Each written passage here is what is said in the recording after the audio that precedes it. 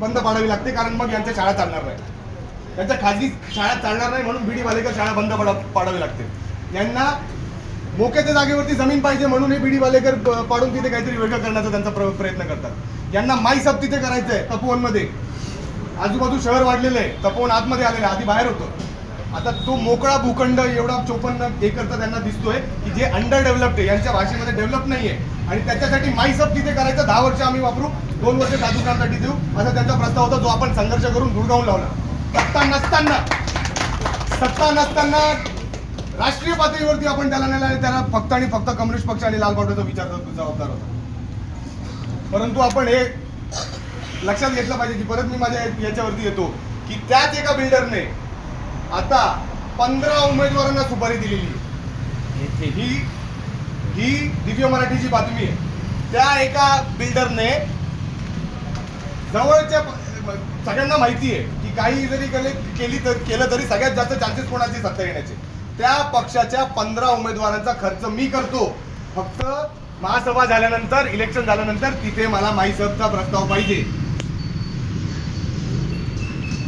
या पद्धतीचं राजकारण गल्लीपासून तर दिल्लीपर्यंत चालू आहे, आणि याला आमचा विरोध आहे.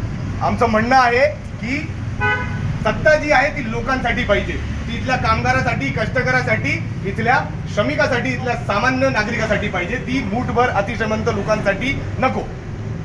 आणि त्यासाठी आम्ही ठरवलं की आम्हाला नाशिक महानगरपालिका निवडणुका लढवायच्या.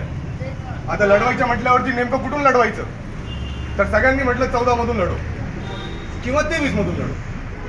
सगळ्यांचं असं म्हणणं होतं 14 किंवा 23 दोनच. आता 14 आणि 23 का?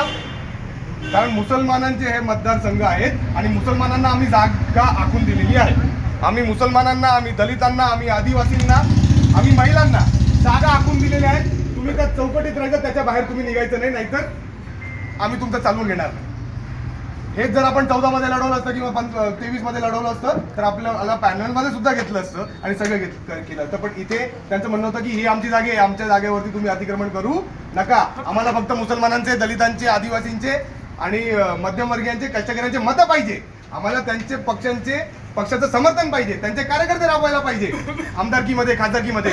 परंतु त्यांना आम्ही उमेदवार करणार नाही, त्यांना आम्ही प्रतिनिधित्व देणार नाही. पण आम्ही म्हटलं की असं अजिबात करणार नाही. जर आपल्याला बदल करायचं तर आपल्याला सगळ्याच गोष्टींमध्ये बदल करावा लागणार आहे. आणि म्हटलं की आम्ही राहतो प्रभाग क्रमांक 13 मध्ये. आमचं मतदान प्रभाग क्रमांक 13 मध्ये आहे.